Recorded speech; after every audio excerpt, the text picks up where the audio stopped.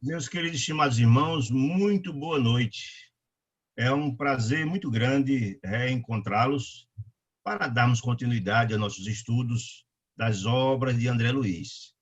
Hoje vamos estudar os capítulos de número 9 e 10 da magnífica obra Os Mensageiros, da Lavra Mediúnica do nosso venerando Francisco Cândido Xavier, através do benfeitor André Luiz. Eu sempre gosto de, antes de começar um novo capítulo, um novo estudo, fazer uma breve digressão, um breve resumo dos capítulos passados, só para a gente pegar o fio da meada, pegar o raciocínio que vimos desenvolvendo, para que a coisa possa fluir da forma mais adequada possível. Então, só lembrando que nos capítulos 7 e 8, André Luiz, em companhia de Vicente, seu companheiro, matriculado no curso dos mensageiros, sob a supervisão de Aniceto, participaram da primeira aula no Centro de Mensageiros, que é o centro de treinamento do Ministério das Comunicações de Nosso Lar, e participaram de uma aula muito interessante que foi ministrada pelo instrutor Telésforo, do Ministério das Comunicações.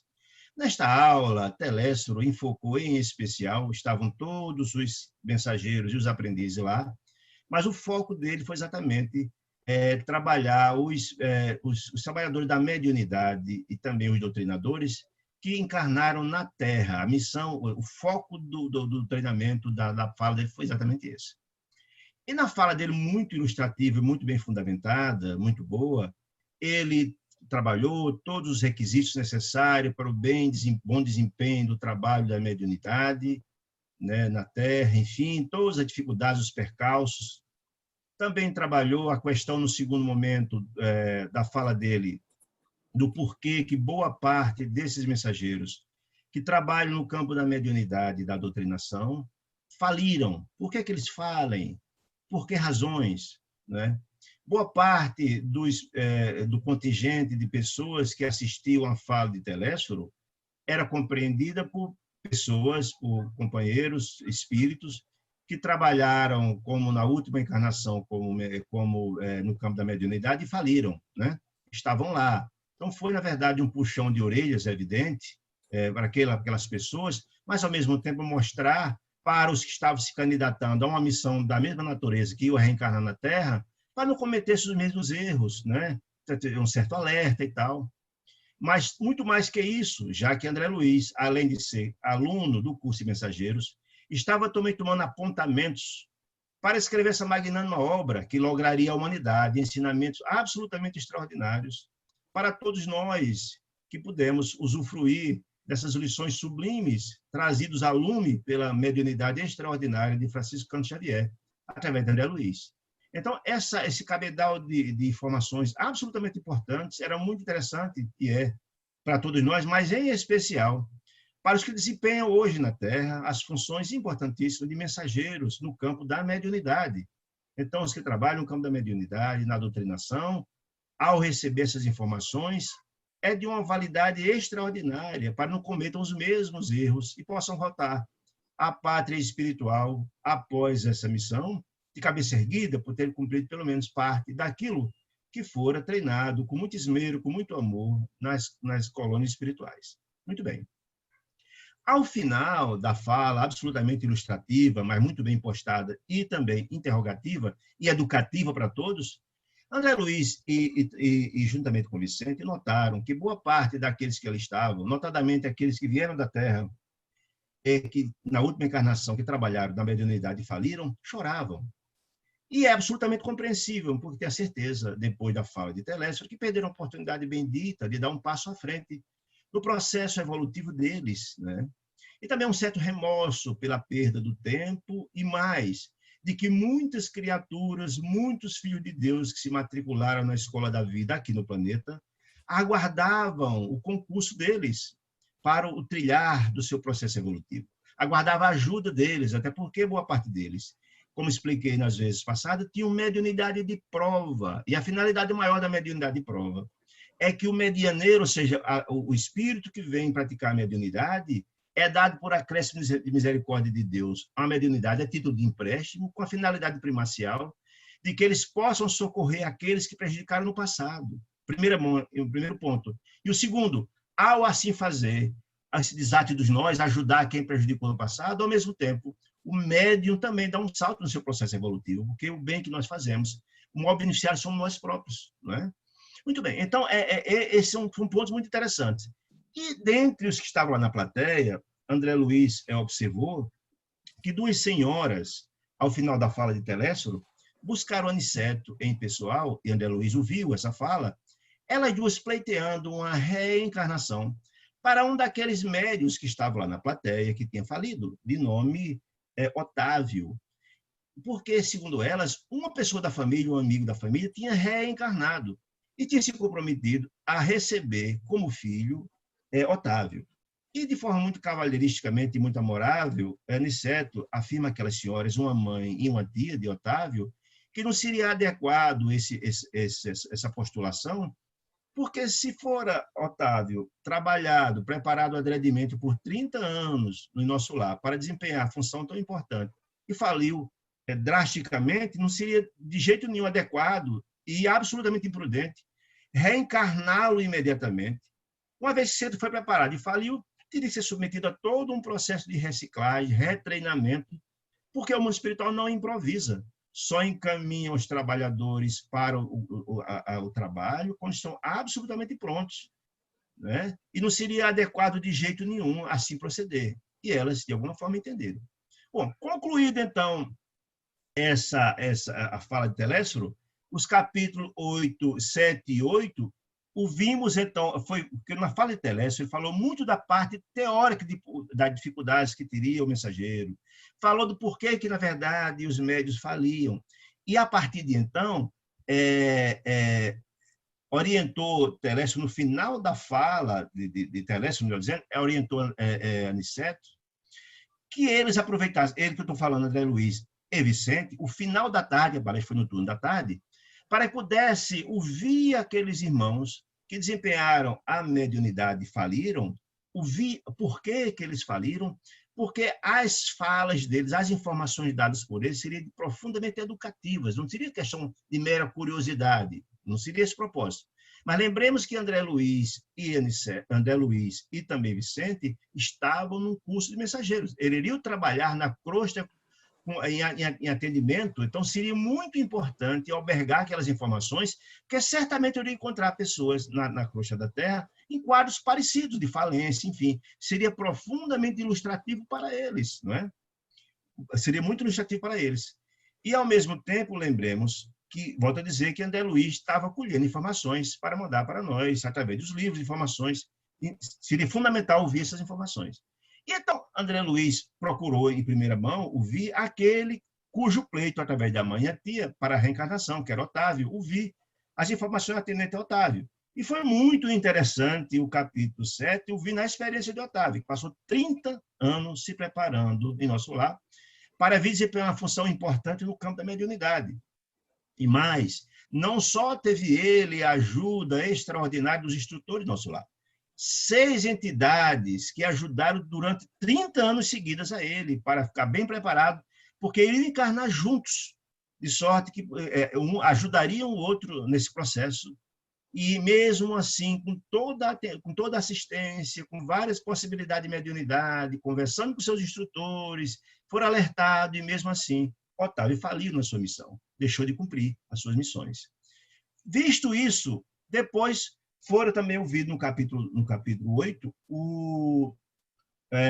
no capítulo 8 foram também ouvidos a Celino, se não me engano, a Celino, exatamente, a Celino, e que a Celino também fora médio, vindo de nosso lar, com uma possibilidade extraordinária, tinha 3 ou 4 tipos de mediunidade distintas, teve todas as possibilidades, toda assistência, foram treinados e acompanhado todo o treinamento dele por uma ministra do Ministério, com todo o cuidado, com todo esmero e zelo, teve toda a participação, veio com a companheira que encarnou junto com ele, a esposa dedicada e amada e tal, foi encaminhado a um centro com todas as possibilidades, tinha vários tipos de mediunidades, mas o nosso amigo Celino, muito apressado com a questão dos ganhos materiais, se preocupado com isso, e fora dito que, quando, na verdade, começasse o desempenho do trabalho, a espiritualidade amiga, os céus, mandaria as condições materiais para que se pudesse desempenhar a sua tarefa com toda tranquilidade,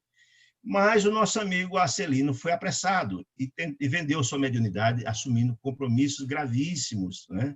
Gravíssimos, em função desses compromissos gravíssimos, porque passou a vender a mediunidade, e aquilo que Jesus dizia que o que dá de graça tem que ser utilizado de graça, né? E ele vendeu, e fazendo todo tipo de consultas, se comprometendo gravemente com questões criminosas, etc. E, em função desse desequilíbrio dele, passou vários anos, inclusive, quando retornou ao mundo espiritual, no umbral, em função dos compromissos recebidos.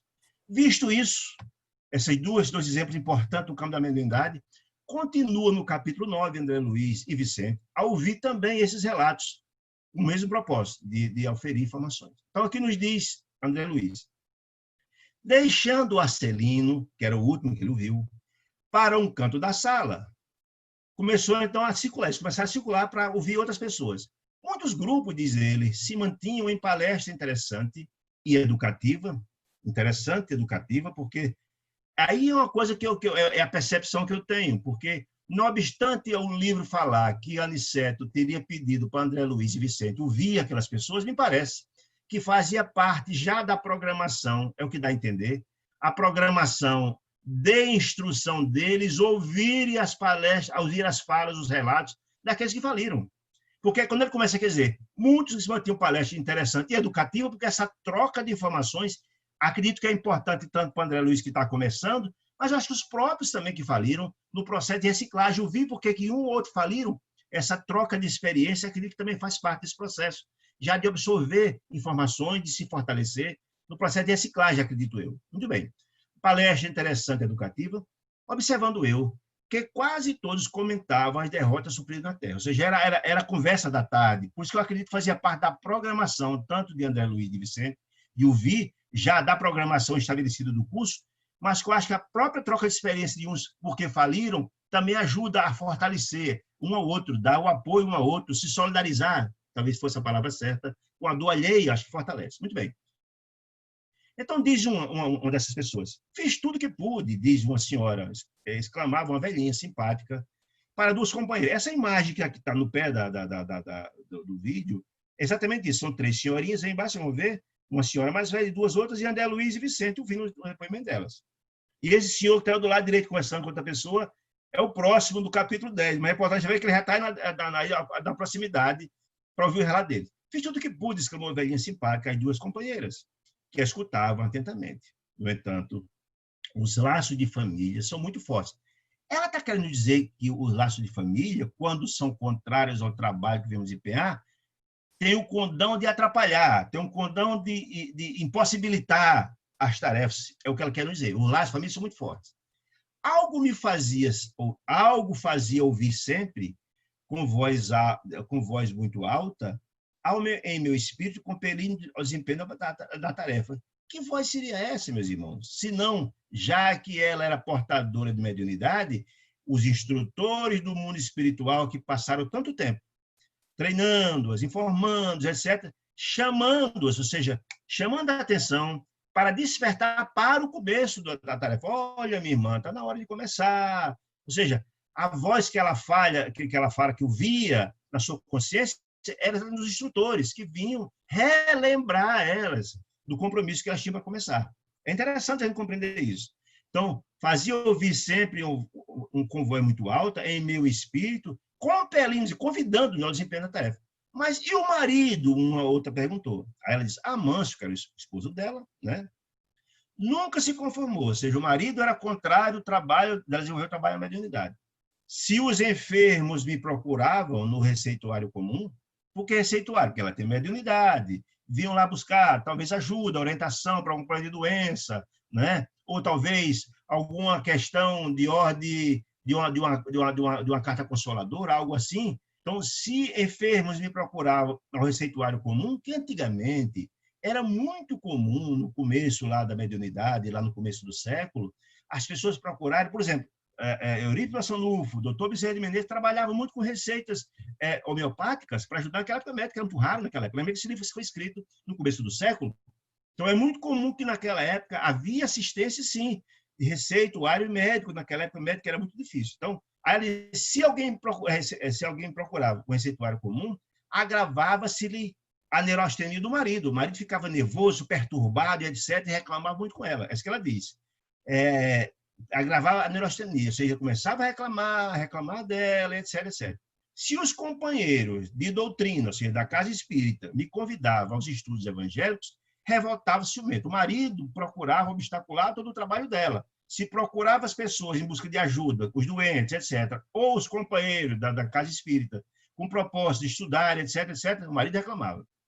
O que pensam vocês? Diz ela. Aí eu botei aqui essa observação, tudo está entre parênteses, é observação minha, eu lembrei o caso de doutora Messia Caminhas, todos lembram dela, doutora Messia muito querida, aqui da Casa de Caridade Adolfo Bezerra de Menezes, que ela nos dizia, conheço a doutora Messia há muito tempo, ela dizia que quando começou também a despertar a sua mediunidade, o esposo dela, que era médico militar, conhece mais o doutor Caminhas, gente muito boa, também era contrário. No começo era contrário, botava dificuldade, mas no final o carinho dela e a persistência no bem, no trabalho amoroso, etc., tentou trazendo ele, inclusive, a participar. E daí, do meio para o fim, fundou a Casa de Caridade, ele estava sempre por lado, todo o apoio, nos congressos que ela fazia, da Casa de Caridade, ele estava sempre dando apoio. Então, se, na verdade, as pessoas desistirem porque algum familiar não concorda, aí vai desistir mesmo. Mas se tiver persistência, amor, etc., etc., o trabalho vai fluir bem.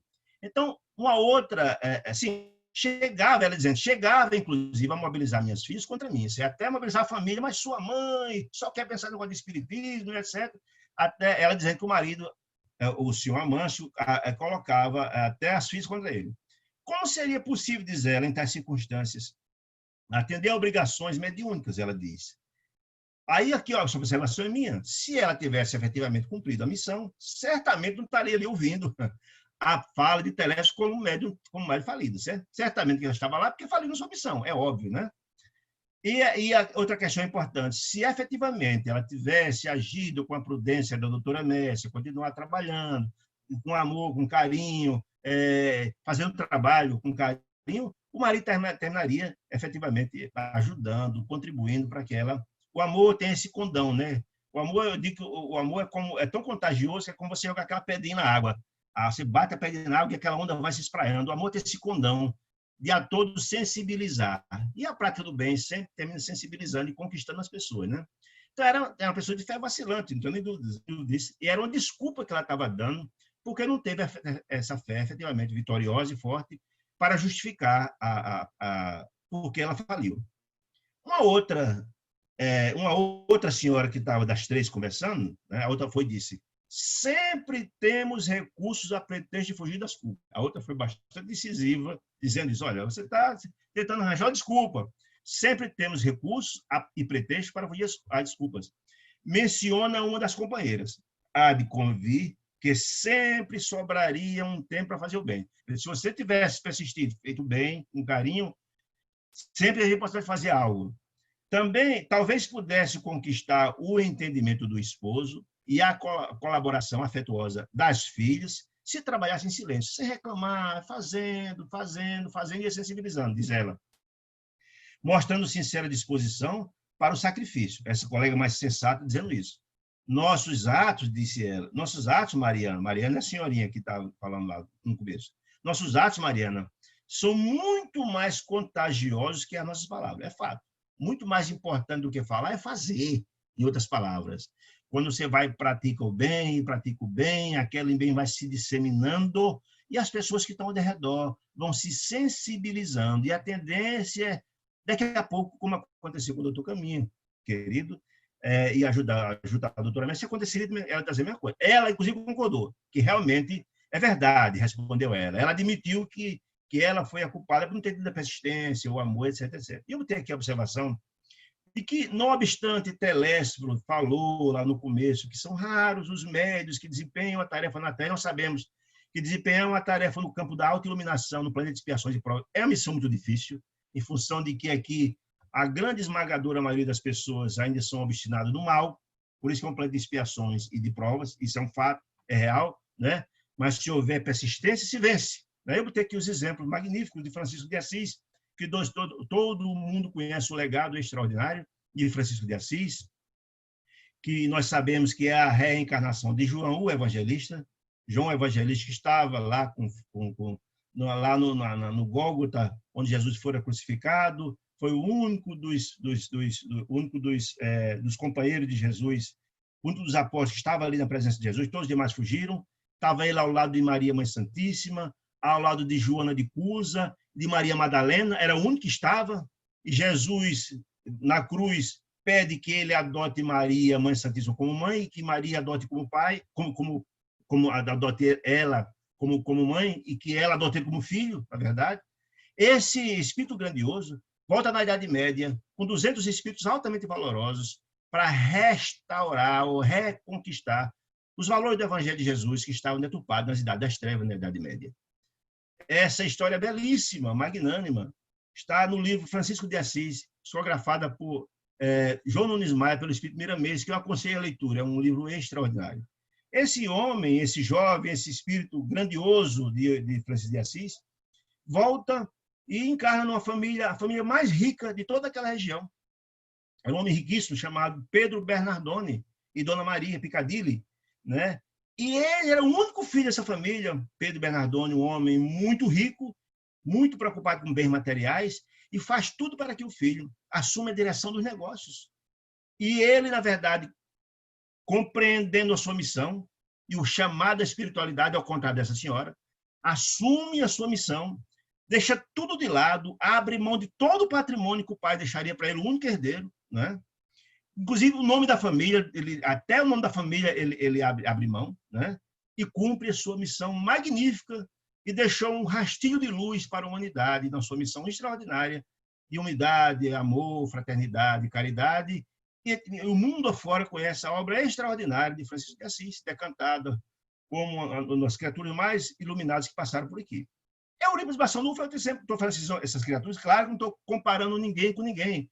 Cada um sabe das suas dificuldades. Estou mostrando essas grandes figuras, esses grandes mensageiros de Deus, que, não obstante todas as dificuldades, a existência da família, a questão do dinheiro, abriu mão de tudo e atenderam o chamado da espiritualidade. É isso que a gente quer compreender. Eurípides Barçanufo, outra figura absolutamente extraordinária. E quem não conhece Eurípides Barçanufo, leia essa magistral obra chamada Eurípides, O Homem e a Missão. É um livro maravilhoso. Quem não conhece a história dessa criatura maravilhosa, eu aconselho que faça. Ele nasceu em Sacramento, Minas Gerais, no final do século passado. E foi um dos mais extraordinários médiuns que o mundo conheceu. Basta olhar a história de Barçanufo. Era um homem que era filho de uma família católica, família bastante católica, um homem inteligentíssimo, extraordinário. Ele começa o trabalho junto à Igreja Católica, tinha missões importantes, fundou instituições na Igreja Católica, mas recebeu o chamado da espiritualidade e abriu mão de absolutamente tudo, recebendo o chamado de Dr. Bezerra de Menezes, de São Francisco de Paula, abriu mão de tudo e abraçou a doutrina espírita contrária à família, a igreja recriminando, batendo em cima. E esse homem extraordinário despertou todas as suas mediunidades, aflorou de uma hora para outra, e ele tinha todas as mediunidades, inclusive a raríssima mediunidade de bilocação, de se estar em dois locais ao mesmo tempo. E é uma história belíssima, um homem que morreu muito jovem, 30 e poucos anos, 36 anos, vítima da febre espanhola, né? Mas morreu trabalhando, uma obra gigantíssima, gigante, e foi o precursor de todo o trabalho de Franciscano Xavier. Ele deixou todo um trabalho feito lá em Sacramento, com toda a repressão da igreja tradicional, e deixou um rastilho de luz. Leiam a história desse homem, que é uma... Pronto, são exemplos que a gente tem que colocar. A de Chico todos nós reconhecemos, né? Essa figura mais conhecida. Mas quem não conhece ainda, leia essa obra maravilhosa, As Vidas de Chico Xavier, que é uma obra maravilhosa de Marcel Sotomayor, é a biografia dele, que conta essa história desse garoto magnífico que nasceu em Pedro Leopoldo, em Minas Gerais, e desde criança despertou a sua mediunidade. Filho de uma família numerosa, sua mãezinha desencarna com 5 anos, o pai dele, vendedor de bilhete, e ele, para sobreviver, o pai distribuiu os filhos entre as famílias, e ele foi morar com a sua madrinha, que o maltratava profundamente. E esse menino, com uma humildade maravilhosa, cumpriu toda a sua missão, também com repressão difícil da Igreja Católica, dos amigos, de todos, e deixou um legado magistral de mais de 400 obras, psicografadas, e um rastilho de luz para a humanidade. Estamos aqui bebendo nessa fonte. Oh, meu Deus. Ai, meu filho. O celular ligou, perdoa, está aqui de lado, terminou tocando. E Chico deixa esse rastilho de luz para a humanidade, uma obra extraordinária, não só no campo da mediunidade e da psicografia, com mais de 400 obras, uma obra social grandiosa, né? E a sua luz continua pelo mundo afora, mostrando a beleza do mundo espiritual, e deixou uma obra grandiosíssima, né? Então, são exemplos que a gente tenta compreender. Claro que todos nós somos pessoas diferentes, mas só mostrando essas criaturas que tiveram todas as dificuldades, mas que passaram por cima delas e deixaram toda uma obra magnífica para a humanidade, que é importante a gente compreender. Muito bem. Continua, então, a narrativa de André Luiz, da senhorinha que fala lá, da senhorinha que vinha falando, né? Deixa eu ver aqui, eu me perdi um pouquinho. Bom, da senhorinha que vinha falando da dificuldade que tinha, né? Que tinha de cumprir a missão, e a primeira que falou que o marido era contra e tal, e a outra dizendo que, se ela tivesse persistência, teria cumprido. Aí essa senhora, a segunda, continua dizendo: nunca pude sofrer a incompreensão dos meus sem reclamar. A segunda também teve todas as possibilidades no campo da mediunidade, excedeu o treinamento, etc, etc. Mas ela, toda a vida que o marido ou alguém da família reclamava, porque ela estava desempenhando as tarefas no campo da mediunidade, ela reclamava. Ela ouvia as críticas e reagia. Você criava um ambiente de animosidade, de crise dentro de casa em função dessa questão, que não ajudava em absolutamente nada. Que pressupõe o trabalho da mediunidade, renúncia, amor, dedicação, etc. E quando o marido reclamava, ou uma família reclamava, ela ia para cima da reclamação. Segundo ela, para trabalharmos com eficiência, tornou a companheira sensata, porque ela inclusive, disse para a outra primeira, que se eu tivesse tido persistência, teria feito alguma coisa. Ela faz uma autocrítica importante. É preciso, ela diz, para trabalhar com eficiência, é preciso saber calar, antes de tudo. Não foi o caso dela, né?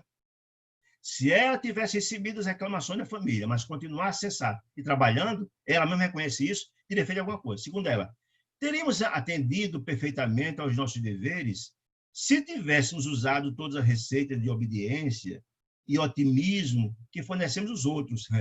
A gente aconselha os outros, faça o que eu digo, mas não faça o que eu faço, né? Se tivéssemos atendido os conselhos que a gente dá para os outros, ela tem essa autocrítica, a gente desempenha bem a nossa função. Entretanto, todas as críticas que recebia tinham resposta na ponta da língua. Ela retrucava, mostrava, na verdade, um certo despreparo, digamos assim, psicológico para enfrentar um trabalho dessa magnitude. Assim diz ela. Assim digo porque, diz ela, meu caso, é uma autocrítica que ela faz, a bem de dizer, é muito semelhante ao seu, dizendo primeiro a senhora, Mariana, na primeira. Fomos o circo carnal, ela dizendo, para construir com Jesus, ou seja, fomos preparados adredamente no plano espiritual, com tanto amor, com tanto carinho, com todo zelo. Viemos, encarnamos, tivemos toda a assistência dos instrutores, dos familiares amigos que foram preparados para bem desempenhar. Fomos, encaminhamos a casa espírita com todo carinho, mas falimos, ela diz. Fomos ao circo carnal para construir com Jesus. Mas caímos na tolice, diz ela, de acreditar que andavam na Terra para discutir nossos caprichos. Ela dizendo, nosso capricho de alguém criticar porque eu sou de religião A ou de religião B, eu me achar mais importante, minha opinião tem que prevalecer. Ou seja, essa visão das pessoas que não aceitam a opinião dos outros e crítica dos outros, não é uma coisa que constrói, porque a gente sabe que o diálogo é uma coisa, ouvir e você compartilhar uma opinião é uma coisa. Outra coisa é a discussão, porque na hora que você discute, você baixa essa faixa vibratória, e as energias negativas geradas pela discussão atraem entidades infelizes. E quem vai trabalhar com mediunidade sabe que você está com equilíbrio.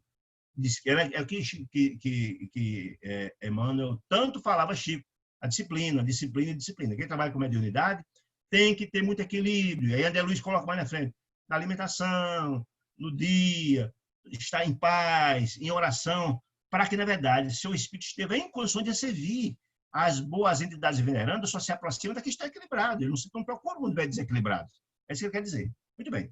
Diz ela, nossos instrutores, lá do nosso lar, aqui muito me recomendaram, ela diz, aqui que está falando do mundo espiritual, nossos instrutores, lá no mundo espiritual, aqui muito me recomendaram, antes que para bem ensinar, é necessário exemplificar melhor. Ou seja, se eu vou para lá exercitar, ensinar algo a alguém, faço o que eu digo e não faço o que eu faço. Não dá para dizer às pessoas que façam de determinada forma, eu faço o contrário.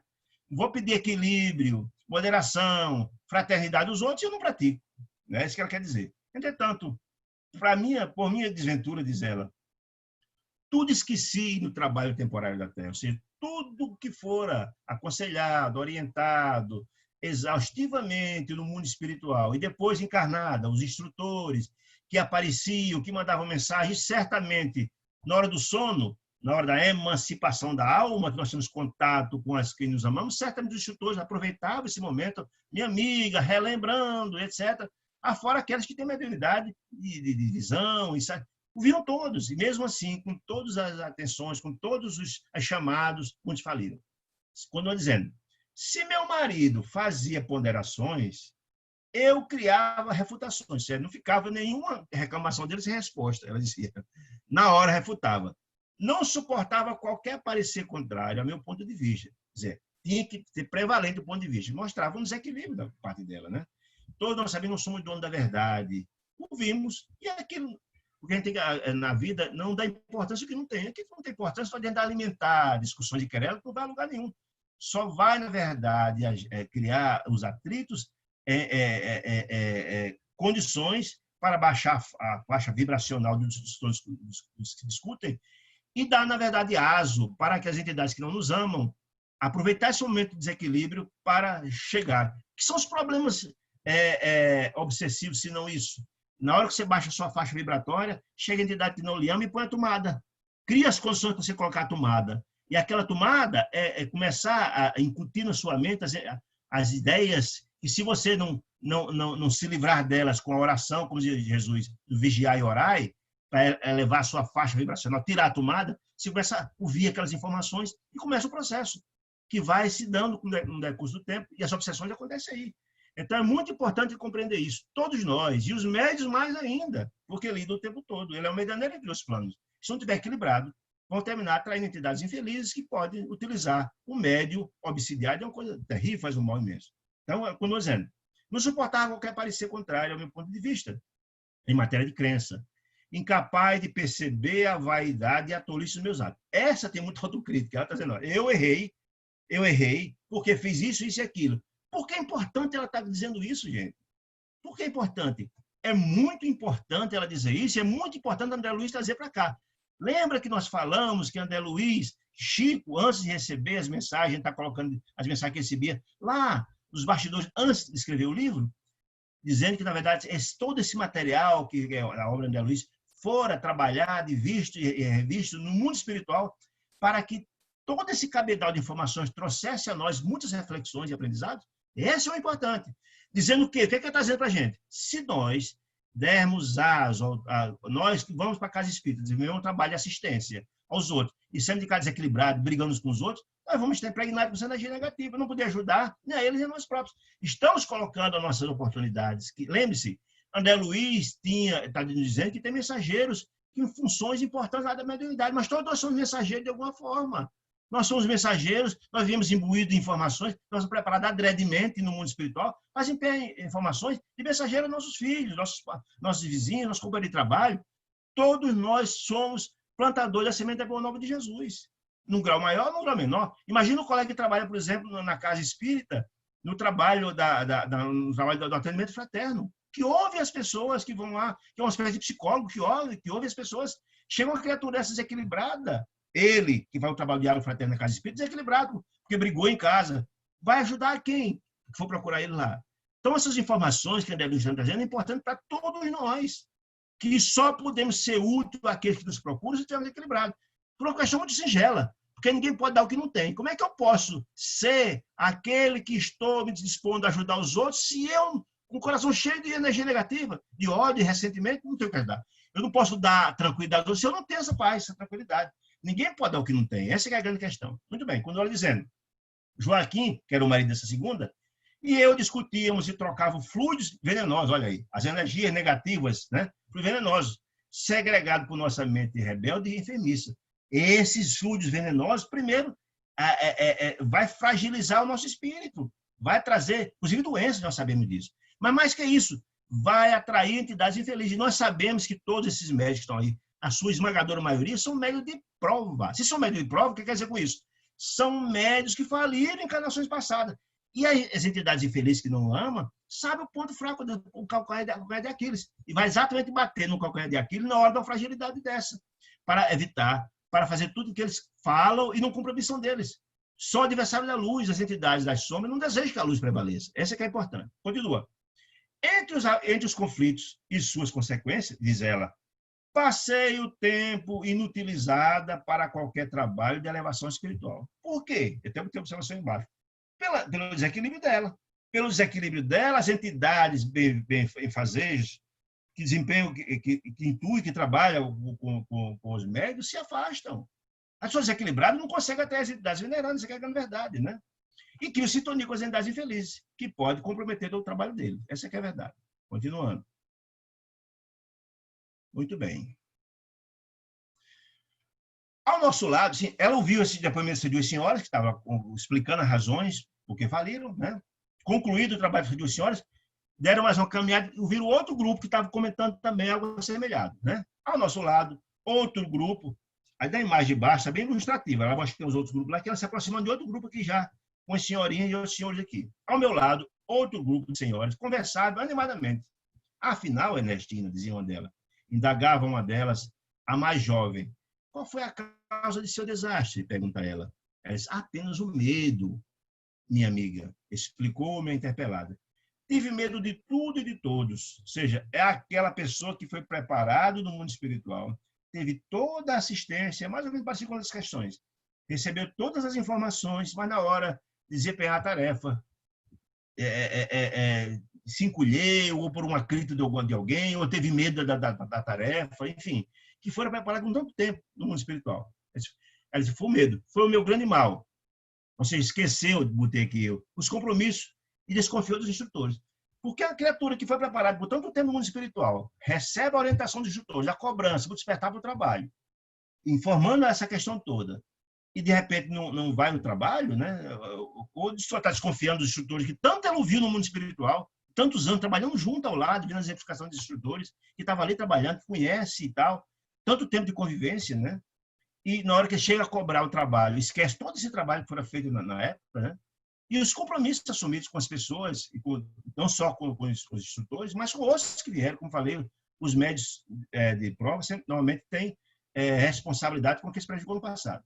Quando ela dizendo, a outra dizendo, minha filha, você foi muitíssimo preparada. A outra cobrando, mas escuta, eu vi a sua preparação, você foi trabalhada, foi apostado muito em você, exaustivamente. Segundo ela dizendo, recordo-me ainda, Ernestina, das nossas lições em conjunto. Ou seja, elas participaram do mesmo curso de formação. E essa, Ernestina, era destaque. No curso de formação, está tudo junto, trabalhando para desempenhar a função. E ela era destaque. Você foi muito despreparada. As instrutores do esclarecimento confiavam extraordinariamente no seu concurso. Ou seja, o desempenho dela no treinamento era maravilhoso. Mostrava preparo, conhecimento e tal, né? Seu aproveitamento era padrão para nós outros. Imagina a responsabilidade. Ela era, digamos assim, aquela criatura que mais se dedicava, estudava, e todo mundo tinha ela como referência. Essa criatura que achamos que ela é a pessoa que pode dar, vai ser a nossa referência, né? Essa que a outra está falando, muito bem. Sim, minha querida Benita. A Benita dizendo para a Ernestina, suas reminiscências, suas lembranças fazem-me sentir com mais clareza a extensão da minha bancarrota pessoal. Ela também admite, agora a atenção do crítico, que efetivamente recebeu todo o treinamento, mas efetivamente faliu, né? Entretanto, não devo fugir à realidade. Fui a culpada de tudo. Essa realmente tem compreensão de que ela foi a culpada de não ter desempenhado. Não pode nem culpar a família essa, nem culpar os outros, está se culpando ela própria mesmo. Preparei-me o bastante para resgatar antigos débitos e efetuar edificações novas. Se é resgatar antigo débito, mediunidade prova, como nós falamos muito bem. Ela foi preparada para vir resgatar aquilo que tinha feito no passado, e ao resgatar e fazer o bem àqueles que ela prejudicou no passado, elevar-se-ia naturalmente, né? Contudo, não vigiei como se supunha. Aquela velho ditado que tem que ser para nós uma espécie de um mantra, o conselho de Jesus. Vigiai e orai. Porque na hora que a gente vigia, o que é, na verdade, a vigiai e orai? A oração é um colóquio, é um momento de intimidade da criatura para com o Criador. no momento que nós abrimos o coração para Deus, criamos essa ligação com o Criador, pedimos a iluminação dele, na hora que a gente faz a prece, a gente eleva a nossa faixa vibracional, passamos a sintonizar com as entidades mais elevadas. Se você está sintonizando com as entidades mais elevadas, a possibilidade de entrar alguma influência infeliz é zero. A possibilidade daquela tomada que me reportei há pouco tempo é zero, se você sintoniza com o alto. Jesus dizia, vigiai e orai. Vigiai dos maus pensamentos. E a oração que faz a ligação com Deus. É isso que faltou a ela. O chamamento, diz ela, ao serviço, ressoou no tempo próprio. Lembra que eles reencarnam, quando está próximo de começar, chega, os instrutores começam a chegar a mensagem. Amiga, a lembrança, aqueles que têm mediunidade, parece a mensagem. Um, inclusive, vê o espírito na frente dele. Enfim, e mesmo assim, chegou a cobrança, o chamado, ressoou no tempo próprio, orientando o raciocínio a melhores esclarecimentos. Diz ela, nossos instrutores me proporcionaram os mais santos incentivos. E não faltou incentivo, não faltou aviso. Mas desconfiei dos homens, dos desencarnados e até de mim mesmo. Aí, difícil, né? Se os instrutores que tanto trabalhou ao lado, tanto recebeu instrução, vê e faz o vídeo mercador, desconfiou dos homens. Quem está falando também de desconfiou dos homens, imagino eu que é dos instrutores da própria casa espírita. A mediunidade é desempenhada na casa espírita. Você está participando lá do trabalho, e vem a orientação evangélica da casa espírita, vem as informações dos mensageiros encarnados, dos homens, e até dela desconfiar da possibilidade, mesmo tendo a mediunidade, é aquela história. Você tem as pessoas que veem e não crê. Eu conheço as pessoas que veem espírito e não acreditam. Fazer o quê? Paciência. É o caso, talvez, dessa senhora. Muitos amigos, ela dizendo, tinham-me em conta de virtuoso, ou seja, era o destaque. Muitos achavam que eu tinha conhecimento evangélico, etc. Que ela dizendo, pelo rigorosismo das minhas exigências. Normalmente as pessoas rigorosas demais é insegura. Pode prestar atenção que isso é um fato. As pessoas normalmente é rigorosa demais, etc. É para disfarçar a insegurança. Normalmente acontece isso. Todavia, no fundo, eu não passava de enferma voluntária. Ela está dizendo que a enfermidade dela não é decorrência dos outros. Ela mesma esmoreceu diante do trabalho. Ela mesmo não teve coragem para iniciar. A gente sabe que a tarefa na mediunidade não é uma tarefa fácil, mas ela se comprometeu, foi treinada para, né? Carregada de aflições inúteis, ela dizendo. André observa, pode prestar atenção que o André Luiz fazendo muito bem a missão dele. Ele está aqui, a ilustração fotográfica embaixo está colocando isso. O grupo falando, ele só ouvindo e só anotando, né? Anotando, porque isso era importante, nos lograr essas informações, né? Continua. Foi uma grande infantilidade da sua parte, retrucou outra, falando dessa senhora que faliu. Você olvidou ou esqueceu que na esfera carnal, onde estamos, né? O maior interesse da alma é a realização de algo útil para o bem de todos. Claro, qual é o propósito da reencarnação, senão o burilamento do espírito? Nós nos matriculamos na escola da vida e aqui é uma delas, segundo Jesus, é uma das moradas na casa do Pai, com o propósito de largarmos nossos conhecimentos e buscar o processo da felicidade. Todos que aqui vêm, se não buscar desempenhar um trabalho no campo do bem, qual será a colheita depois? Não dá para colher sem plantar, não tem como. Todos nós que aqui viemos para dar um passo adiante. Se ficarmos estacionários, não conseguimos avançar. E não tem como a gente imaginar que vai lá na frente colher algo se você não plantou. Né? Diz Jesus que conheceu pelo fruto e o homem pela sua obra. Se a gente não buscar o trabalho do bem, não tem como colher o bem. Então, está dizendo aqui, o maior interesse da alma é a realização de algo útil para o bem de todos, com vista ao infinito e à eternidade. Nós sabemos que o espírito é um viajor da eternidade, né? E ele precisa continuar se renovando, se transformando, porque Deus, que é Pai misericordioso e bom, deseja nossa felicidade, a nossa felicidade precisa ser conquistada, nos dá todas as possibilidades. Todos nós temos nossos amigos espirituais, o anjo da guarda, como diz a doutrina católica, são nossos conselheiros, nossos tutores. E todas as possibilidades de progresso existem. Agora, Deus não nos obriga.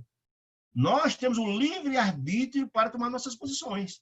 E essa senhora teve todas as possibilidades, mas fez um vídeo mercador a essa proposta. Minha amiga, ela te admite, minha amiga, tornou a interlocutora. É tarde para lamentar, diz ela.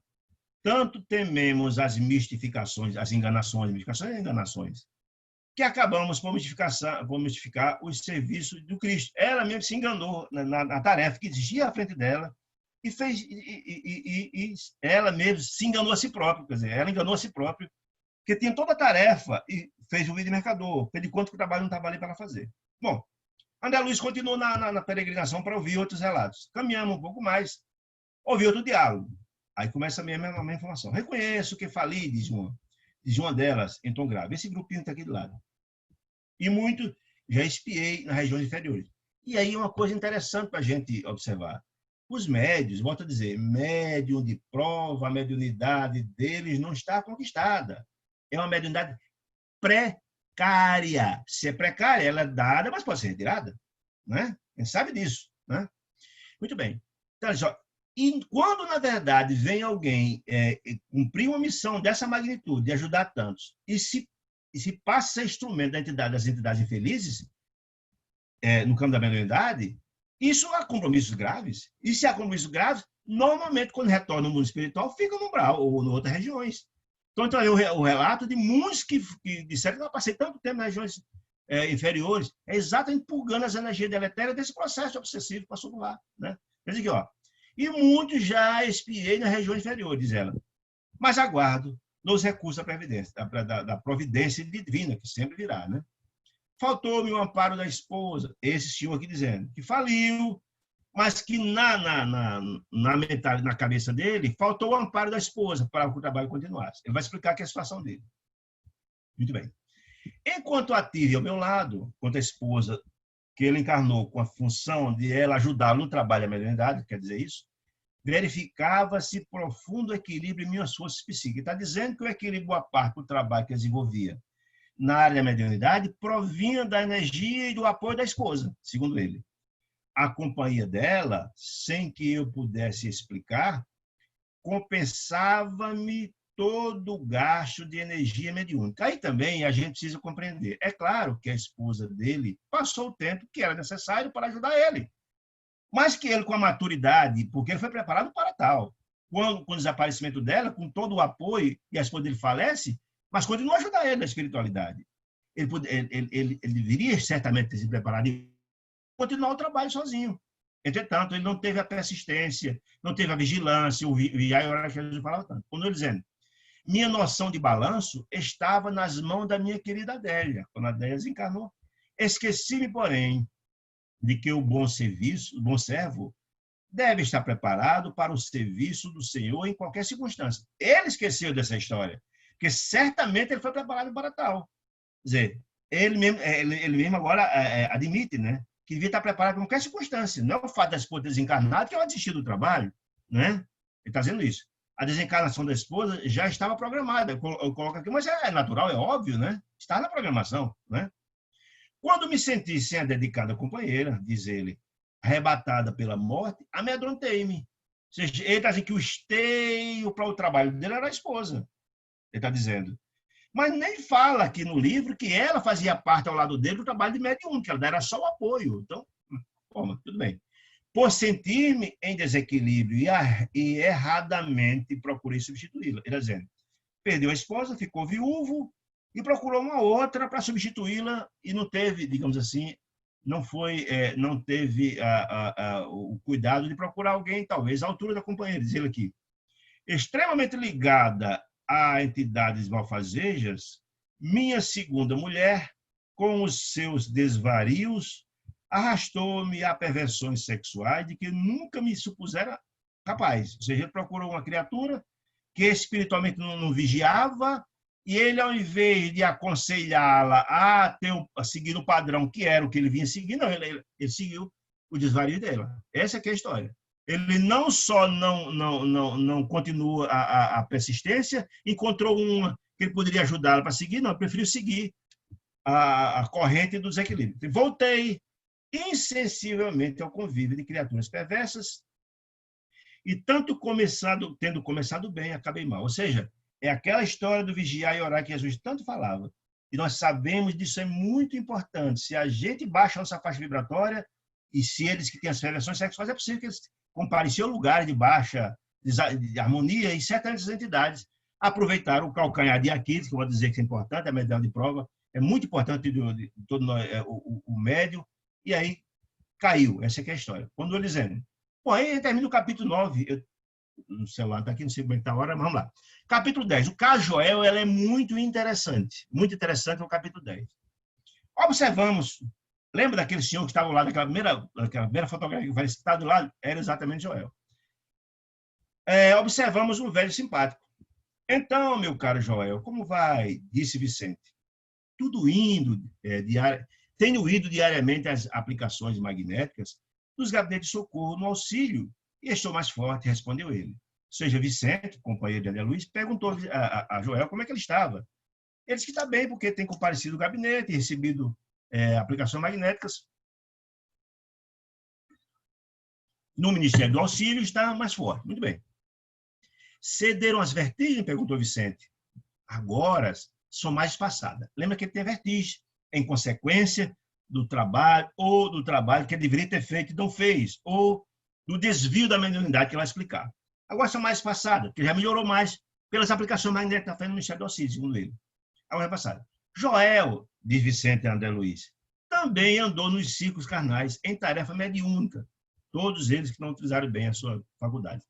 E pode contar a experiência muito interessante, disse Vicente. Fiz minha tentativa na terra, mas fracassei, disse Joel, né? A luta não era pequena e fui fraco demais, diz ele. Me impressiona a moléstia que o acompanhou até aqui e persiste ainda agora. Ou seja, Vicente, que conhece o problema dele, das vertigens, etc., comentou, escuta, me impressiona muito as moléstias que o acompanhou desde a época, e até hoje ainda persiste até hoje. Joel atravessou as regiões inferiores com dificuldades extremas, ou seja, o compromisso foi grave, assumiu gravíssimas consequências, porque ele fala aqui que passou em regiões inferiores, nem diz qual foi, nem diz o tempo, que ele passou bastante tempo lá, e mesmo assim resgatado para o nosso lar, continua desequilibrado ainda. Olha que coisa impressionante. Certamente a coisa foi feia, o desequilíbrio foi grande. Após demorar-se por lá muito tempo, ele não diz quanto tempo foi, o negócio foi feio, lá na região infeliz, voltando ao Ministério do Auxílio, como André Luiz também foi socorrido do Ministério do Auxílio, quando foi resgatado, perseguido de alucinações estranhas, de Vicente, relativamente ao pretérito. E aí, essa observação minha, normalmente aqueles que abusam do mandato mediúnico, né, passam pelo umbral um bom tempo para queimar essas energias desarmoniosas, e só quando se livram das energias deletérias, é são resgatados para retomar o trabalho no nosso lado. Minha tarefa mediúnica, diz ele, olha que coisa interessante, preste atenção a essa informação, porque lá na frente, André Luiz e Vicente, nesse livro, vão ser também beneficiados por essa sensibilidade mais apurada para o trabalho que vão fazer como mensageiro. Interessante essa informação. Minha tarefa mediúnica exigia sensibilidade mais apurada. E quando me comprometi à execução do serviço, quando foi preparado no mundo do nosso lar, né, quando se comprometeu, fui ao Ministério do Esclarecimento, onde me aplicaram tratamento especial que me aguçou as percepções. É a capacidade de ver o passado e o futuro. Uma coisa interessante. Por que isso é importante, o mensageiro? Imagine alguém que chega obsidiado, etc., etc., e você, como médium, vai receber aquela criatura e vai entender por que aquele camarada está com o espírito perturbando e vai olhar, ele tem a capacidade de ver o passado dele, onde ele contraiu a dívida e porque aquele cara está perturbando ele. Imagina a possibilidade de você, como médium, de ajudar num processo obsessivo com essa capacidade. Ou então a possibilidade de ver também o futuro dele, se ele, como será o futuro dele. É uma capacidade preciosa, que, se bem utilizada, pode ter um trabalho gigante de ajuda aos necessitados, tanto encarnados como obsessor também, não é? Você vai doutrinar aquele que reclama do obsidiado sabendo do problema e pode aconselhá-lo e encaminhá-lo. Muito bem, o obsidiado, o obsessor, melhor dizendo. E o obsidiado também. Você pode ajudar com muito mais eficácia tanto o obsessor quanto o obsidiado, sabendo toda a história, vendo o passado deles. Muito bem. A importância dessas informações para as tarefas futuras, sim, eu já falei isso, que lá na frente ele vai ver isso como é importante. Por isso, a ouvida de Joel para André Luiz e Vicente será de muita utilidade, porque eles vão lá na frente encontrar algo a semelhar, e vamos usar também dessa mesma possibilidade. Continua ele. Diz ele, necessitava condições sutis para o desempenho dos futuros deveres. Ou seja, a missão dele era muito importante no campo da mediunidade, iria encontrar casos complexos que haveria necessidade para ser bem, para o trabalho ser bem feito, ter essa faculdade. E fora dadas as possibilidades, que ele não soube aproveitar bem. Assistentes amigos desdobraram-se em obséquio, por favorecer. E tudo fora feito para que essas capacidades, esse dilargamento das visões, fosse feita pelo desempenho do trabalho. Não perdi, diz ele, aí ele começa a fazer sua autoculpa. Não perdi pela sensibilidade, não foi o problema da sensibilidade que ele se perdeu, mas pelo mau uso dessa sensibilidade. Ele não utilizou a faculdade sublime e divina que Deus confiou nele para essa tarefa. Que diz, tornei admirado, André Luiz questionando. Ao invés de auxiliar os outros, ele vai explicar. Se me fora dado essa capacidade para ajudar os outros, perdi-me a mim mesmo. Ou seja, ele começou a utilizar inadequadamente essa faculdade sublime que fora dada. Por isso se perdeu. Por isso assumiu graves consequências. Ele passou um tempo grande no umbral, que ele não disse quanto foi o tempo, né? E já voltou com um problema. Deus concede, diz ele, a sensibilidade apurada como espécie de lente poderosa. Que lente é essa? Você vê na frente e atrás. Você tem a possibilidade de ajudar tanto os obsidiados como obsessores. Que o proprietário desta possibilidade, né, deve usar para definir roteiros. Que roteiro? Do obsessor, do obsidiado. Né? Se você tem essa capacidade, você pode muito bem estabelecer todo um aconselhamento, todo um trabalho da espiritualidade para direcionar essas criaturas. Então, para usar para definir roteiros, fixar perigos, ou seja, se você, amigo, já faliu nessa área, se você não tiver cuidado, etc., vai cair na mesma esparrela de orientar, de orientar essa criatura. Fixar perigos e vantagem no caminho. Se você proceder dessa forma, você vai se organizar, etc. Ou seja, tem uma possibilidade muito mais aberta, muito mais plural de ajudar os irmãos que acorriam a ele na casa espírita, necessitado de ajuda e de consolo, né? Que está dizendo isso. Ajudando ao próximo e a si mesmo. Por que ajuda a si mesmo? Porque certamente, quando você ajuda os outros, o maior beneficiário é você mesmo, como eu já disse muito bem antes. Deixando-me empolgar, agora começou o problema dele, o diagnóstico que ele faz de si próprio. Deixando-me empolgar pela curiosidade doentia e a curiosidade é sempre ruim, eu já disse lá atrás, que ele mesmo, utilizando a curiosidade lá no nosso lar, criou algumas dificuldades, não é coisa boa. Nós devemos buscar aqueles que chegam à casa espírita com problema, com o propósito de entender o problema para ajudar, e não por mera curiosidade. Isso não ajuda em absolutamente nada. Né? Deixando-me empolgar pela curiosidade doentia, aplicou o quê? A sensibilidade dilargada que ele recebeu, tão somente para dilatar minhas sensações. Ele recebeu uma capacidade, ele recebeu uma sensibilidade, ele recebeu um predicado, ele recebeu algo tão importante para ajudar os outros e ele se preocupou com si próprio. Em vez de ele ajudar os outros, preocupou só com ele, egoisticamente, as suas curiosidades. Né? Diz ele, no quadro de meus trabalhos mediúnicos, estava a recordação de existências pregressas, passadas, portanto, como expressões indispensáveis ao serviço de esclarecimento coletivo e benefício aos semelhantes. Ele está dizendo aqui que essa possibilidade que foi aberta, que foi dada para ele, teria um espectro muito grandioso de assistência, de acolhimento, de assistência a muitas pessoas, que me fora concedido realizar. Mas existe uma ciência de recordar, ou seja, existe todo um processo do recordar combinado com os ensinamentos da Boa Nova de Jesus, utilizar-se da mediunidade com Jesus, essa é a importância de compreender essa existência, a ciência de recordar é a ciência de recordar essa capacidade, essa sensibilidade, que se utilizada para o bem, que não respeitei como deveria. Desviou-se, ou seja, ele veio utilizar com essa finalidade, não, utilizou de forma adequada.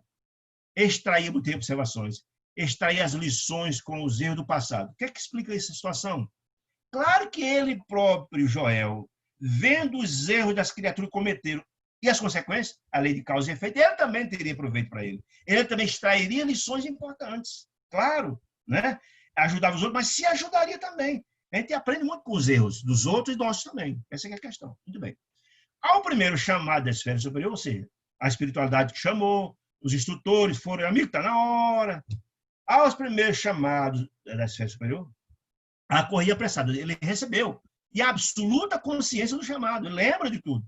Sentia intuitivamente a vívida lembrança de minhas promessas no celular. Ele lembrava, inclusive, dos treinamentos ao celular, tudo. Além de receber o chamado dos instrutores, ele recordava perfeitamente de todo o treinamento feito. Tinha o coração repleto de propósito sagrado. Ele veio com propósito sagrado, consciente da responsabilidade, e mesmo assim falhou. Isso é que é impressionante, né? Continua dizendo. Muito bem. Diz ele, espalharia muito longe a vibração das verdades eternas. O que significa isso, gente? Espalharia muito longe as vibrações das verdades eternas. Significa o seguinte, que todas as criaturas que buscaram ele, imagine, chega uma pessoa obsidiada, com 1 ou 2 ou 3 obsessores, ou não sei quantos, com problemas, às vezes as processos obsessivos, gente, às vezes vem de 20, 30, 40 anos de obsessão. E às vezes é problema de encarnações passadas. Que você pode, com essa capacidade de largada de ver frente e trás, você tem a possibilidade de resolver nós de 50, 60 anos atrás, no aconselhamento adequado, vendo todo o problema como ele foi, e fazer um aconselhamento adequado, buscando perdão, etc, etc, etc. Espalharia muito longe as vibrações das verdades eternas. Meu irmão, hoje esse companheiro que não lhe ama, porque lá 50 anos atrás aconteceu isso e aquilo, mas a gente pode proceder com amor e tarará, parará, resolver isso, desligar disso, só o amor. Ou seja, a possibilidade dele estar dizendo seria imensa de ajudar muitas criaturas, encarnados, desencarnados, obsessores, obsidiados. Porque a gente sabe que a obsessão não só acontece em desencarnado e encarnado, desencarnar para desencarnado, encarnado para desencarnado, encarnado para encarnado, tudo isso é possível, né? Mas ele tinha com essa capacidade de ver frente e trás, possibilidade imensa de ajudar muita gente nesse aspecto. Aos primeiros contatos com o serviço, diz ele, a excitação psíquica, se ficou impressionado com o potencial, de repente citou na cabeça dele as coisas que estavam fora do script, a curiosidade, né? A excitação psíquica fez rodar o mecanismo das minhas recordações adormecidas. Ele começou a ver as recordações do passado e começou a encantar. A história se encantou com o canto, com as questões do passado, começou a se recordar disso, a se lembrar, e deu asa mais a essas questões, esqueceu sua missão. Como o disco sob a agulha da vitrola, diz ele. E lembrei toda a minha penúltima existência, quando envergava a batina sob o nome de Monsenhor Alexandre Pizarro, nos últimos períodos da Inquisição Espanhola. Imaginei que não deve ter preparado esse moço, né? Lá na Inquisição Espanhola, lembrou de um bocado de estripulia feito lá, e isso conectou. Ele que não devia se conectar com isso, o instrumental não foi dado para isso. Ele se entusiasmou com isso, né? Foi então que abusei, aí complicou tudo, que abusei da lente sagrada a que me referi. Essa lente sublime, que tem a possibilidade de ver na frente e atrás, com possibilidades múltiplas de ser útil em nome da boa nova de Jesus. Esqueceu tudo pela mera curiosidade, que não ajuda, que só atrapalha, e colocou todo esse instrumental fascinante, extraordinário, instrumental grandioso de assistência aos necessitados. Viciou isso por causa dessa curiosidade. Segundo ele, a volúpia das grandes sensações, que pode ser tão prejudicial, eu achei interessante isso, a volúpia das grandes sensações, que pode ser tão prejudicial como o uso do álcool, me embriagava os sentidos. Ou seja, viciou-se, como o álcool vicia, essa também. A viciação da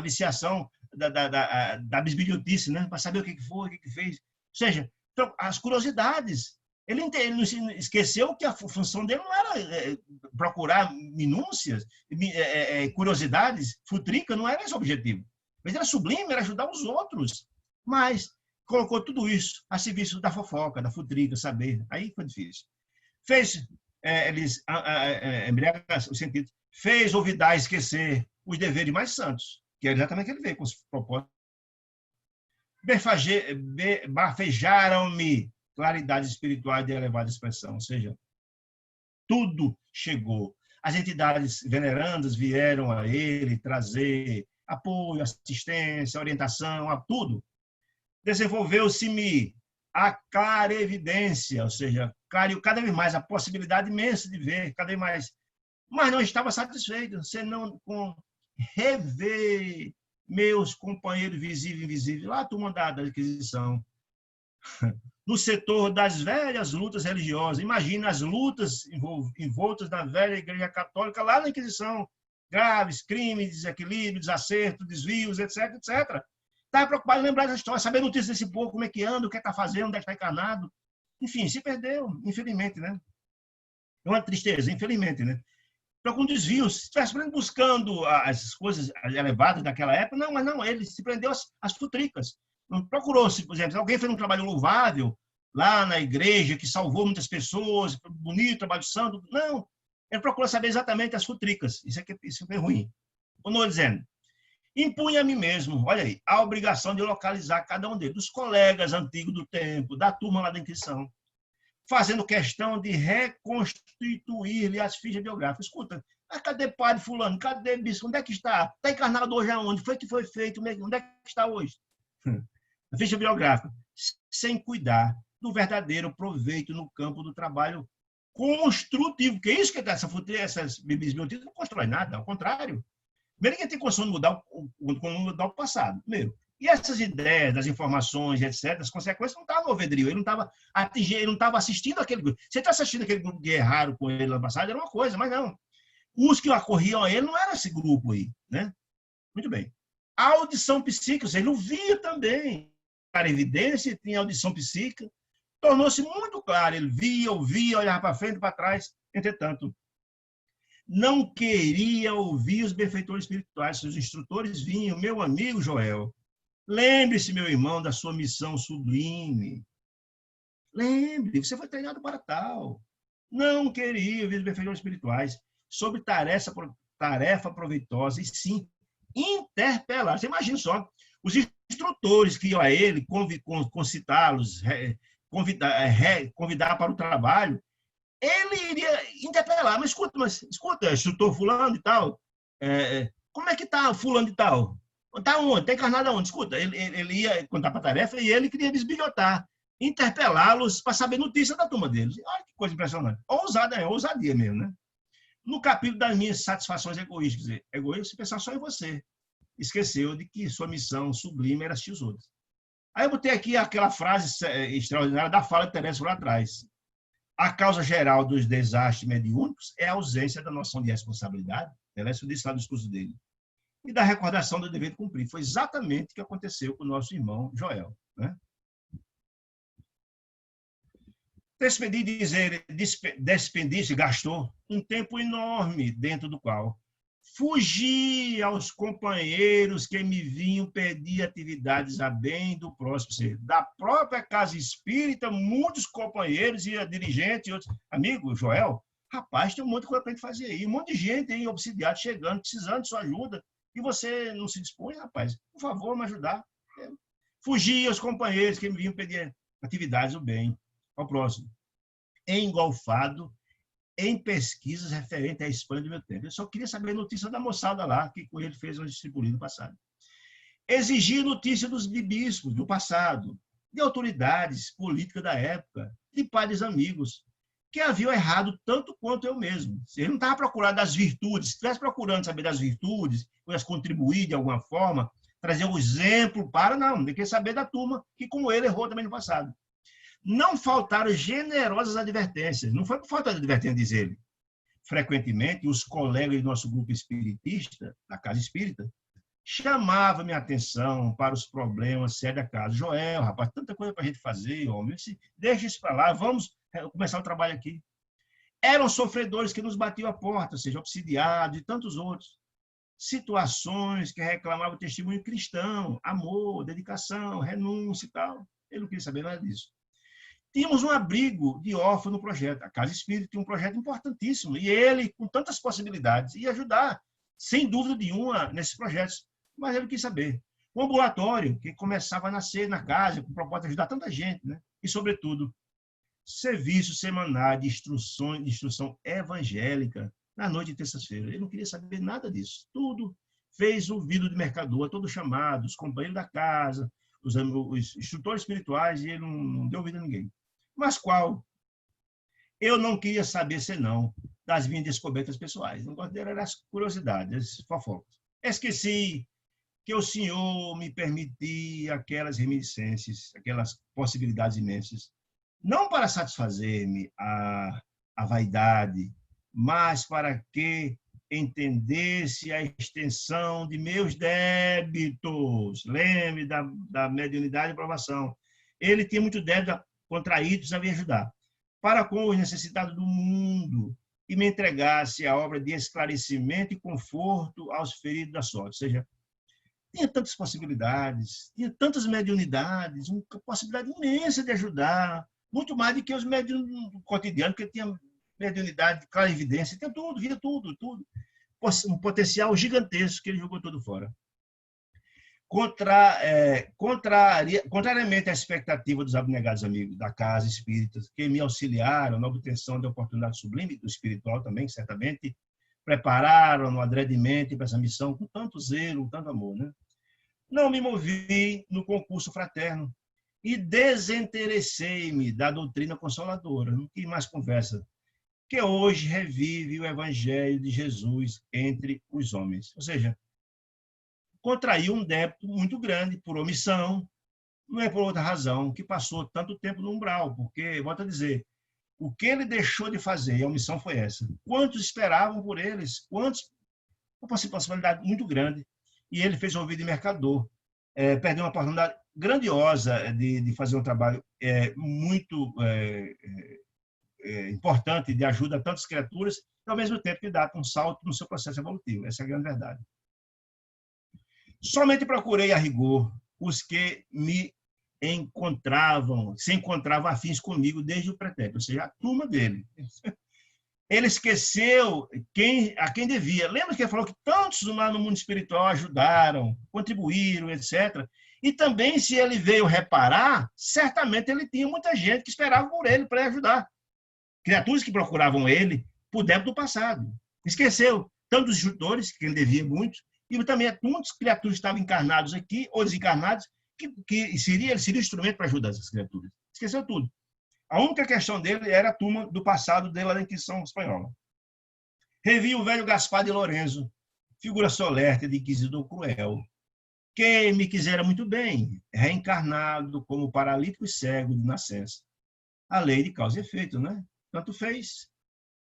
Tantas pessoas lá que matou, etc., etc., e aqui estava com paralítico e cego, é a lei de ação e reação. Ao contrário, que muitos imaginam que isso é punição de Deus, não é punição de Deus, ao contrário, é fruto da misericórdia do Pai, porque quando a gente desencarna, ainda existem tantos relatos, está no coração o preço por ter feito tanto mal, porque o tribunal mais inclemente de todos nós é a nossa consciência culpada, nós rogamos ao Pai a possibilidade de encarnarmos e encontrar aqueles aos quais fizemos tanto mal, para ter essa possibilidade de desatarmos nós, desentendermos, transformar as alianças de dor e ódio em aliança de amor e seguirmos em frente. Essa, sim, é a bondade e a paternidade do Pai, que sempre está estendendo a mão aos seus filhos amados. Muito bem. Então, ele se encontrou Gaspar encarnado numa situação dramática. E, desse modo, meu amigo, ele explicando, André Luiz, passei a existência de surpresa em surpresa, de sensação em sensação. Eu que renascera recordando para edificar alguma coisa de útil, transformei a lembrança, a possibilidade, em viciação da personalidade, o vício, né, que ele falou que era igual a álcool que viciava. Muito bem. Perdi a oportunidade bendita de redenção. E o pior, é o estado de alucinação em que vivo. Ou seja, tanto abusou, ficou sequela desse processo todo, né? Com o meu erro, a mente desequilibrou-se e as perturbações psíquicas constituem doloroso martírio. Porque, entenda, ele também teve contato com muitas criaturas que com ele cometeram muitas atrocidades. E o contato, ora, é interessante ver isso. Lembre-se, André Luiz, até a aqui embaixo, nos fala na obra No Mundo Maior, não sei se o tempo vai dar para explicar isso, mas é rapidamente, só para entender, que nossa mente tem 3 andares. Segundo nossa mente, é como se fosse um edifício, um apartamento de 3 andares. E, segundo ele, o andar de baixo, o porão, onde ficam as reminiscências do passado, nossos erros, etc., etc., estão lá postos, né? Estão lá postos. A do meio, o andar do meio, é a presente encarnação. O inconsciente é o lado de baixo. O consciente é o atual, onde você pode se trabalhar, buscando se renovar, se transformar com as possibilidades que nós temos, dar um passo à frente, buscando o bem, procurando o bem, se reciclar, se renovar, não é? E o superconsciente, que é exatamente o divino, onde a gente busca as inspirações sublimes para trazer para esse consciente se renovar. Na hora que a gente só se recorda dos erros do passado, se sente culpado, busca os erros do passado, é como aquela história de você ter uma ferida e está com uma cicatriz recente, você passa a unha e sangra de novo, ela volta. Exatamente, o sentimento de culpa volta firme. É o processo de auto-obsessão. Se você começa a se recordar dos erros do passado grave, isso volta com toda a força. É muito possível que esse processo todo desse desequilíbrio dele, esses transtornos que ele ficou, foi consequente ter mexido com esses erros do passado, lá da Inquisição, dos erros dos amigos dele. Reviu tudo aquilo no passado de novo. A cor do purão, buscou a cor do purão. Reviveu aqueles crimes cometidos, aqueles erros graves. Isso voltou. É muito possível que esse desequilíbrio seja exatamente dessa reminiscência, dessa busca no purão, na ideia do cérebro triuno de André Luiz, lá no livro Mundo Maior, que é extraordinário. Então, em rápidas palavras, só para entender isso. Ou seja, ele vem de trabalhar o consciente para se renovar e buscar o superconsciente, não, ele foi buscar no purão, as reminiscências do passado. As chagas, as dores, os desequilíbrios. Esse equilíbrio voltou forte. E voltou de novo à tona no hoje dele. Né? Muito bem. Perdeu a oportunidade bendita de redenção. E pior, o estado de alucinação em que vive. Deve ser isso. Com o meu erro, diz ele, a mente desequilibrou-se e as perturbações psíquicas constituem doloroso martírio. Deve ser o problema do purão. Estou sendo submetido a tratamento magnético, lá no Ministério do Auxílio que falou, de longo tempo. Aí eu falei aqui a observação que André Luiz mostrou lá na frente. Neste momento, porém, o interlocutor empalideceu, e súbito, o efeito disso, né? As reminiscências. Né?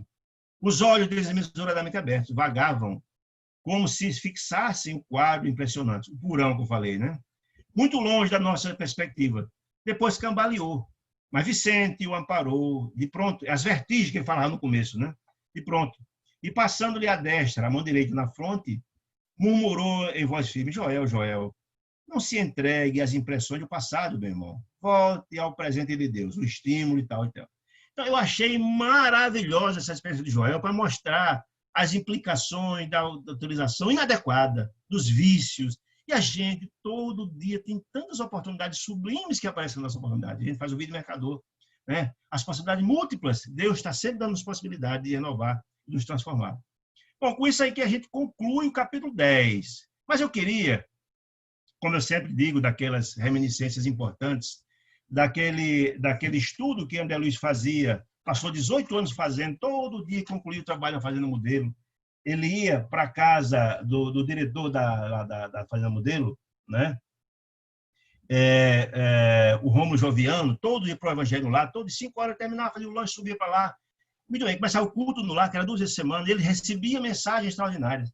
Boa parte dessas mensagens recebidas viraram livros, inclusive, vou mostrar 2 obras que surgiram, e tinha uma comunicação muito interessante de Emmanuel e de Neio Lúcio. E quem foi Neio Lúcio? É importante a gente entender.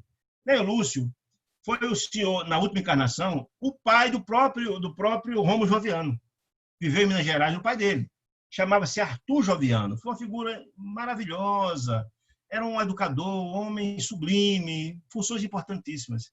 E em Neio Lúcio, a gente vai ver várias informações de Neio Lúcio nas obras, lá do Cristianismo Primitivo de Chico Xavier. 50 anos depois, salvo engano, 2000 anos, foram criaturas que têm contato com Chico e Emmanuel no decurso de muitos séculos e milênios, vindo lá para cá. Esse espírito sublime desencarna, e depois, via Chico Xavier, olha que coisa interessante, no Evangelho lá, na casa do filho de Arthur Joviano, né? Que era exatamente o Rômulo Joviano, começa a dar mensagens. E ele, que tinha contatos muito importantes com Emmanuel, que era o parceiro de tantas reencarnações, passa a dar mensagem interessante dessa coleção importante que André Luiz e Chico ia começar a receber, a vida do mundo espiritual. E ele manda muitas informações nesse Evangelho lá, que é essa que eu estou falando aqui, algumas que eu estou falando aqui, um de Emmanuel, outro de Neio Lúcio, que estão em 2 obras que eu vou mostrar no final. Uma dessas, Anduíno Solar, Neio Lúcio nos manda essa informação interessante no dia 18 de agosto de 1943. Diz ele: as sugestões do nosso lar, né? Primeiro livro. Desse livro são imensas e valem como programas valiosos para todos os departamentos da atividade da Terra. Ele está dizendo que as informações de cunho educativo que traz essa obra, a vida do mundo espiritual, não só é para os espíritas. Ele foi tão bem elaborado, tão bem concatenado para as entidades venerandas e sublimes do mundo espiritual, que ele tem um caráter educativo profundo. Não é à toa que o Nosso Lar é a obra mais lida de toda a doutrina espírita. Muitas pessoas, quando leem Nosso Lar, e leem não só leem espírita, muita gente lê, adora, gosta, porque as informações contidas é profundamente educativo. Muitas pessoas vão 4 milhões, quase 4 milhões de obras de livros vendidos, é a mais vendida da doutrina espírita, né? Nosso Lar, né? Porque diz isso, o compêndio de informações trazidas em Nosso Lar é de uma riqueza tão extraordinária para a educação do ser humano, nem que as pessoas não sejam espíritas, mas acreditam em boa parte das informações que estão postas lá, pela serenidade, pela profundidade, como é tratado. Diz ele mais. Sem que vocês sintam, quem leiam, olha que informação interessante, sem que vocês sintam, a mente se desloca para as esferas mais altas. Não é isso? Quando a gente lê uma obra como essa, quem quer que não, nossa mente se projeta, ele nem sente. Mas nossa mente vai chamada por sintonia com essas informações postas, nossa mente vai. A gente lendo esse livro, a gente está lá, essa é a ideia. Está dizendo, nossa mente é levada para essas esferas e tem esses contatos, esses aprendizados fluem. Não tem como a gente ler uma obra dessa e ser a mesma pessoa depois. A gente se renova, se transforma.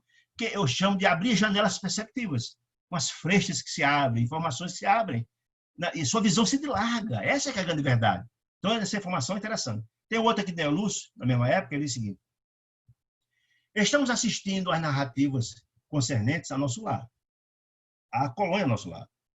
Os melhores trabalhos não são aqueles que despertam a mais forte emoção, nem sempre, diz ele, mas os que proporcionam os valores educativos. Você pode ler um romance que você vai a lágrimas, é uma coisa, mas nem sempre é educativo, pode até ser uma coisa destrutiva. Mas as melhores são aquelas que passam um valor educativo. Não tem como a gente ler um livro educativo como o Nosso Lar, cheio de valores, cheio de esclarecimentos, profundamente didático, você não assimile nem que você note. Muitos valores educativos. Então, essas informações que André Luiz recebia, né, antes das obras mesmo, lá com o Romulo Joviano, na Fazenda Modelo, toda semana está colocando aqui para a gente entender como era o para-passo, os bastidores da recepção dessa maravilhosa obra, A Vida do Mundo Espiritual, que eu acho interessantíssimo. E os livros que eu falei são esses dois aqui. Sementeira de Luz, com as mensagens de Neo Lúcio, e Deus Conosco, Emmanuel. Sua mensagem de Emmanuel e de Neo Lúcio, nesse período, desses 18 anos, informações de bastidores, para quando, que era anterior às obras que a André Luiz recebendo. Eu acho interessante a gente ir mostrando esses bastidores, para a gente entender essa maravilhosa obra que André vem nos trazer, pelas mãos venerandas de Francisco Cândido Xavier. É isso, meus irmãos. Alguma pergunta? Estamos aqui já agradecidos de coração pela paciência. Se tiver alguma pergunta, será um prazer, se puderem respondê-las. Antônio? Diga, meu irmão. Antônio, eu não tenho pergunta, mas gostaria de fazer umas colocações. Uma colocaçãozinha aqui, duas, afinal. Uma, você falou que tem obsessão que leva 60 anos, e às vezes muito mais, porque ela começa aqui e continua no mundo espiritual, essa obsessão, né? Os obsessores, essa ligação. Então, muitas vezes acontece isso. No capítulo 9, você falou da influência da família nas pessoas, no trabalho. E se nós formos no Missionário da Luz, no capítulo 16, tem uma médium chamada Otávia, que ela teria aqui na reunião porque iria incorporar, através dela, um amigo do grupo. Mas o marido chega em casa, não tenho bem certeza, mas parece que ele chega meio bicado, meio bêbado, e não deixa ela ir de jeito nenhum. Não, você não vai, não quero, não deixo, acabou. E ela é uma pessoa boa, ela se recolhe ao lugar de esposa, mas, como a espiritualidade tinha esse compromisso com o Dionísio, que era o espírito desencarnado que ia incorporar, manda, através da intuição, a tia desse rapaz, do marido, lá na casa dela. E o tio tinha uma influência, a tia tinha uma influência muito grande sobre o marido dela, da Otávia, da médium. Quando ela chega lá, aí ele diz, não, ela quer ir para a reunião, mas eu não vou deixar. Ela disse, não, senhor, ela vai para a reunião, porque é um compromisso que ela assumiu e você não tem que dizer que não vai, não. Ela vai. E ela foi. Duas situações aí. Uma é quando a espiritualidade intui as pessoas para resolver ou aceitar ou chegar naquilo que eles querem, né? E a outra é a da médium, dedicada, que ia respeitar o marido, a força, o forte da família. que foi falado no primeiro capítulo. E ela até fala que brigava muito com o marido, essa aqui, né, do capítulo 9. Brigava muito com o marido. E André Luiz, não, Emmanuel fala o seguinte: o céu começa dentro de nós e o inferno tem o tamanho da nossa rebeldia. Exatamente. Então, os médios, né, a gente quer ser médio, e tem outra aqui, do Joel, que quer receber espírito só importante, bispo e tudo isso. E a maioria dos médios, não do médio dessa capacidade, querem receber somente espíritos bons, mas a função dele é auxiliar aqueles que realmente precisam de médium e de médium. Está certíssimo, meu amigo. Aí eu te mostro exatamente o missionário, né? Essa senhora tem a compreensão da sua missão. E ela sabe que Deus assiste o homem pelo homem. Na hora que você se coloca à disposição de Deus, ele encontra uma forma do trabalho acontecer.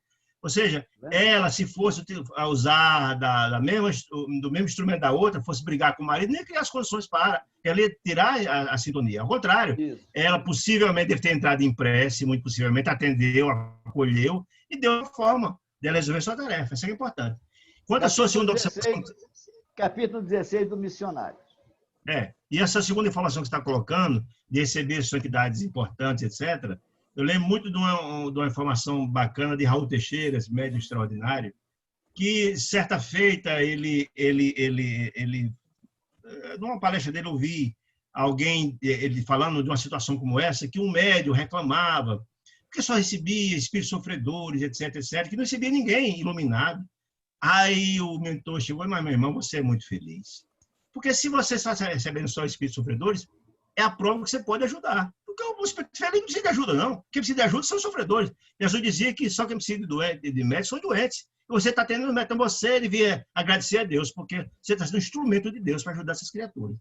Muito obrigado pelas colocações, Filino. Maravilhoso. É exatamente isso. Essa que é a finalidade do trabalho com Jesus, a mediunidade com Jesus e conformidade com o Evangelho Sagrado de Jesus, que é da caridade, da benevolência, do urgência, perdão, fraternidade. É nessa linha, meu irmão. Bem.